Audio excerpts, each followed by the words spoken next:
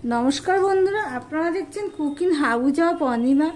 आज के आमी करब डिम बेगुन। तार जन्य देखतेई पाচ্ছো डिम और बेगुन निये निয়েছি।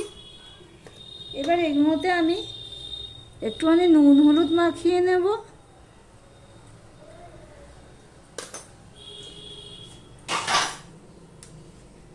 এগুলোতে নুনটা একটু কম পড়েছে আর একটু দিয়ে দিলাম।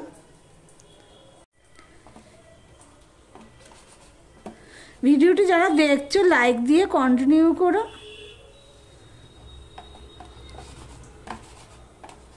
এই ডিম আলু দিয়ে তো অনেকভাবেই খাওয়া যায়।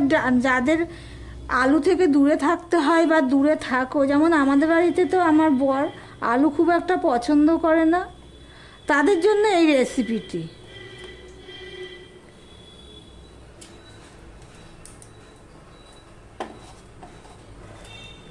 देखो बंधुरा सम्पूर्ण बेगुन और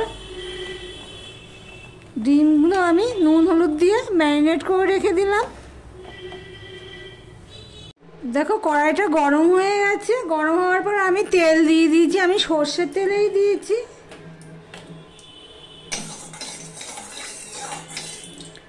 सबार प्रथमे आमी बेगुनगुलो भेजे नेब।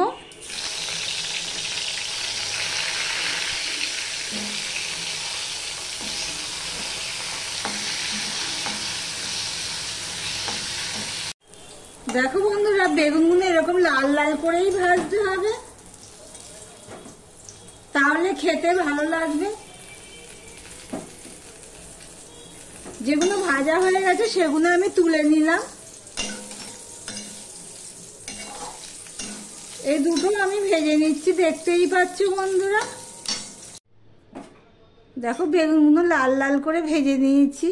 এবার যা তেল আছে ওই তেলে আমি ডিমগুলোকে ভেজে নিচ্ছি।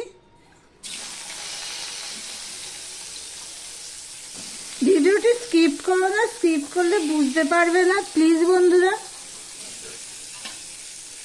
এবার ডিমগুলো আমি হালকা করে ভেজে নেব।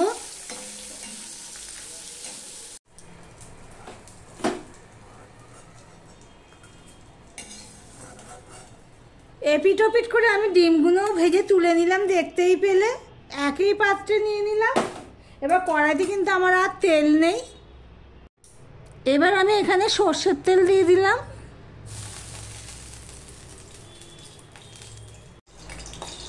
देखो तेल दिয়েছি, একটু জল পড়েছে মনে হয়।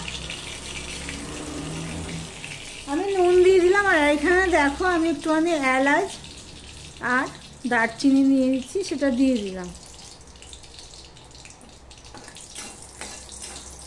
আমি এইভাবে ফোড়ন দিয়ে করব যেইভাবে, এইভাবে একবার তোমরা ট্রাই করে দেখতে পারো। খুবই ভালো লাগে খেতে, সত্যি সত্যি ভালো লাগে ডিম বেগুন। এবার আমি এখানে দেখো পেঁয়াজ রসুন কাঁচা লঙ্কা একটা নিয়েছি, টমেটো আর আদা নিয়ে নিয়েছি। সবার প্রথমে আমি রসুনটা দিয়ে দেব,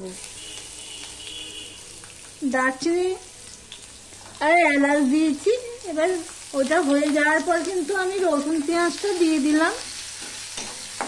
এবার রসুন পেঁয়াজটা লাল লাল হয়ে ভেজে নিতে হবে ভালো করে। লাল লাল করেই ভেজে নেবে, তাহলে খেতে স্বাদ হবে। দেখো বন্ধুরা লাল লাল হয়ে ভাজা হয়ে গেছে, পেঁয়াজ ভাজার একটা গন্ধ বেরোচ্ছে। এই অবস্থায় আমি যে আদা পেস্ট আর টমেটো আর একটা কাঁচা লঙ্কা সেটা আমি দিয়ে দিলাম। এবার এটা ভালো করে আমি কষিয়ে নেব।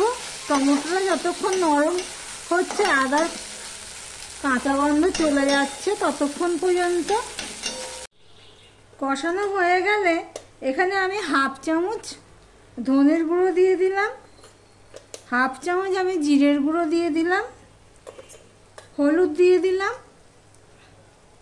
আর দিয়ে দিলাম লঙ্কার গুঁড়ো হাফ চামচের একটু কম।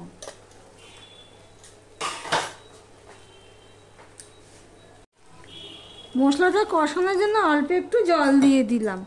এবার মশলাটা আমি ভালো করে মিশিয়ে নিয়ে কষিয়ে নেব ভালো করে, যতক্ষণ না তেল ছাড়ছে মশলার গায়ের থেকে। আমার ভিডিওটি যদি ভালো লেগে থাকে তাহলে লাইক কমেন্ট শেয়ার করে দিও। দেখো বন্ধুরা, মশলাটা কষানো হয়ে গেছে, তেল ছাড়তে শুরু করেছে। এই অবস্থায় আমি মশলার একটা কষানোর একটা সুন্দর গন্ধও বেরিয়ে গেছে। এবার আমি দিয়ে দিচ্ছি জল।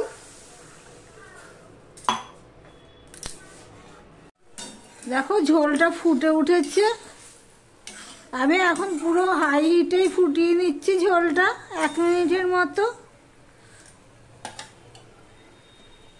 1 মিনিটের মতন ফুটানো হয়ে গেলে আমি গ্যাসের ফ্লেমটা লো টু মিডিয়ামে দিয়ে দিলাম। দেওয়ার পরে আমি যে বেগুনগুলো ভেজে রেখেছিলাম সেটা আমি দিয়ে দিচ্ছি।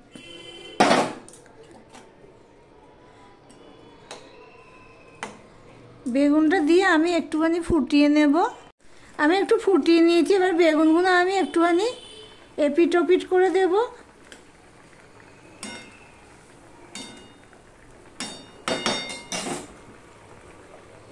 এবারে যে ভেজে রেখেছি ডিমগুলো, এগুলো এক এক করে আমি দিয়ে দিচ্ছি। আমার ভিডিওটি যদি ভালো লেগে থাকে প্লিজ লাইক কমেন্ট শেয়ার করে দিও। আর যারা নতুন বন্ধু ভিডিওটি দেখছো সাবস্ক্রাইব করোনি তাদেরকে বলবো সাবস্ক্রাইব করে পাশে থাকার জন্য।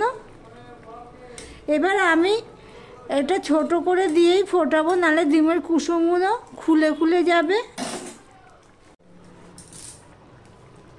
দেখো আমি 5 মিনিটের মতন ফুটিয়ে নিয়েছি লো টু মিডিয়ামে দিয়ে। এবার আমি দিয়ে দিচ্ছি ধনেপাতা।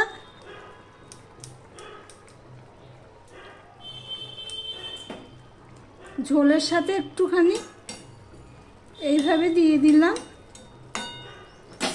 দিয়ে আমি ঢাকা দিয়ে দিলাম। গ্যাসটা আমি অফ করে দিলাম। ভিডিওটি আজকের মতন এখানেই শেষ করলাম।